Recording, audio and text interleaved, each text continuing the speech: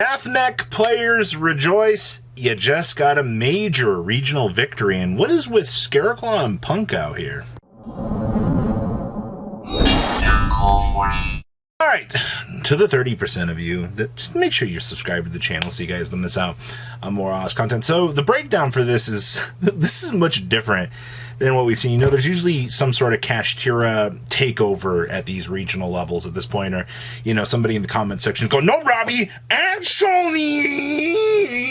this is the best deck." Well, Branded took down the highest representation, if you would really call it that, with 2 placements. I mean, they didn't win the regional, so I mean, not like it matters, right? Just kidding.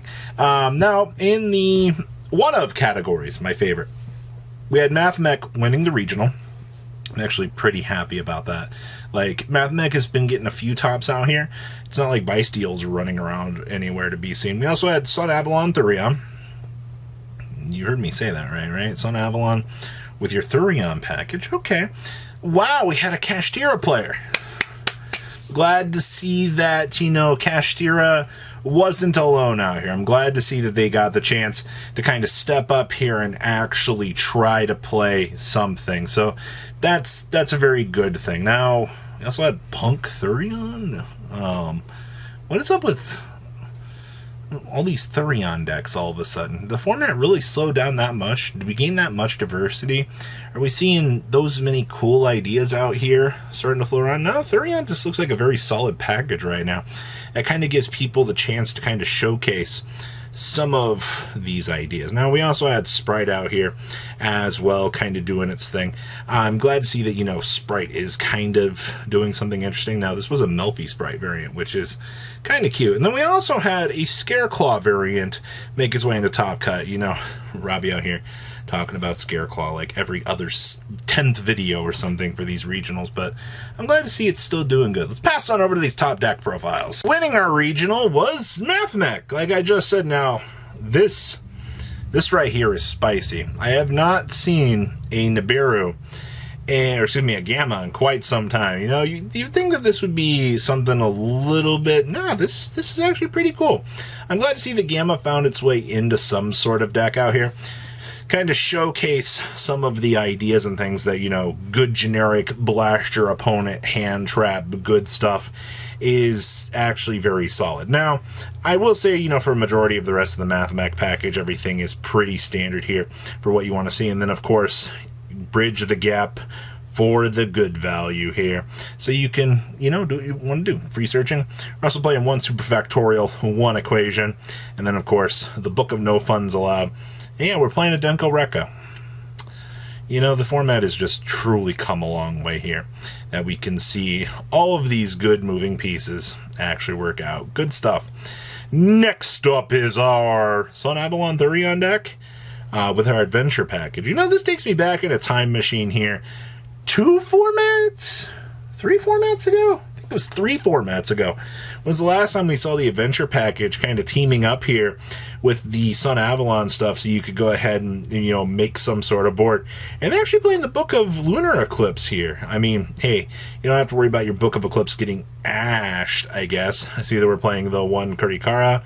Outside of that, in terms of, like, your ratios and things, I like what we're seeing here. It's pretty straightforward. And, of course, you have your Bysteel package down here in the side deck, in case you need to see it. The cool part right now with the Bysteel package is it's 100% optional if you want to play it. And I'm sure that, you know, against Mathmech, being able to board these in definitely puts a lot of, you know, pressure on the opponent so you can kind of blow out that matchup. So good stuff. Next up here is Branded. This looks very familiar. I can't put my hand on why this looks familiar. I don't know, maybe just top to YCS or something out here.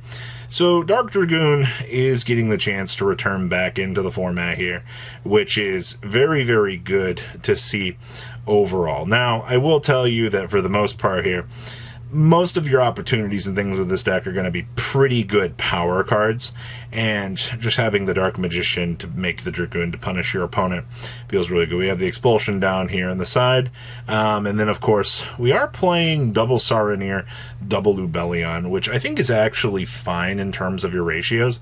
It should give you the chance to do everything that you really want to do with the standardized combo. So overall, very, very good stuff. Very, very straightforward as well. Next up here is cash money, dollar bills, sporting off an ogre. All right, so I still find it very interesting to see like the inclusion of ogre in these variants, because a lot of people are just like, ogre's so bad, like why would you play? And then other people are like, no, ogre actually has a place in this deck. And then I mean you have, you know, Rise Heart over here getting value, and then once again you see Denko Sekka coming back into the format here with a vengeance, because nobody wants to lose to, you know, Labyrinth right now. Labyrinth is, you know, made its appearance known here. Like, people know it's in the format. It's not topping every single regional, but it is kind of nice to see, you know, the threat of a back row deck actually being relevant here. And you are seeing players appropriately taking action to kind of step up into that light and be able to kind of counter that. So, some very big things to really talk about here in terms of, you know, the format development here is, yeah, Denko Sekka doing its job out here. Next up here is... that's a lot of Melfi cards. So this is our Sprite Melfi deck. Now, what's crazy to me is, I mean, we're on double Caddy, your 1 Fenny, your 1 Penny, your 2 Poppy, and your 2 Wallaby. And we're just playing the 1 Merry Melfis and then the Melfis of the Forest. Like, that's your value. But I mean, it's not like you can't make the synchro plays during your opponent's turn into this. There are a lot of moving pieces in this variation, and I like that. I like the fact that you have so many good variations working for you here, that this showcases some of the more odd ideas I feel like that you can get away with out here for this deck. So I like what I'm seeing. Sprite is in a very weird place right now that people are still trying to develop it, but it's coming along very, very nicely. So happy to see that. Next up here, oh, hi. It's our Punk. It's our Punk Therion deck. Hello, Emperor Alazia. I'm really glad to see you're doing your job here. The biggest things that stick out to me here are, like, your Punk package is just going to facilitate some amazing draw power. And yeah, we're actually going to get access to the Menacing Mantis down here as well. Don't underestimate, like, how good this card is. The TCG needed a variation or a replacement, really, for Chaos Ruler, since, you know, we had to destroy the card in fire because it was just too crazy powerful. But I honestly think that we've found a decent replacement for this, at least in the Punk category. And it does actually help out a lot for these combos. Obviously, you know, jamming Drive Dragon for the plus engine. This deck's going to get the chance to do a lot of cool combos, especially, you know, Felgrand and Sargass down here as well. So very, very happy to see that this got the chance to kind of work its way into the top cut here. Oh boy.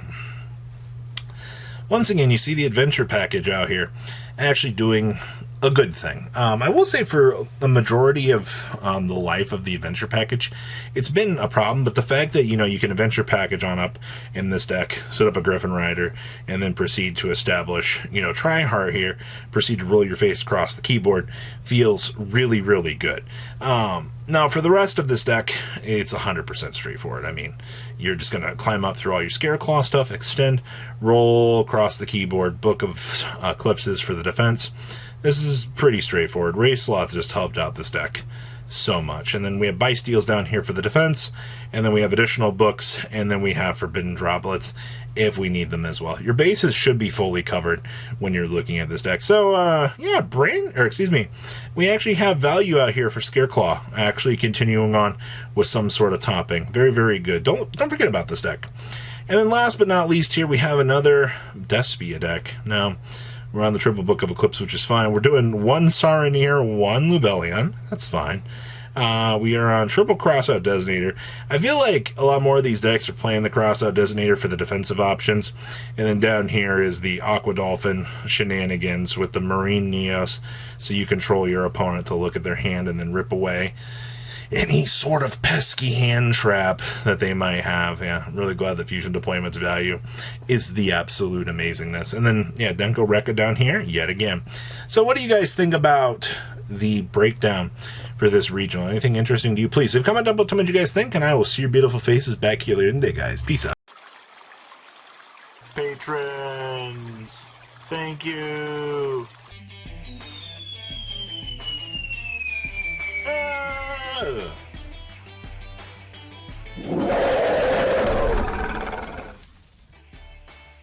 Thank you so much for watching. Check out these other videos.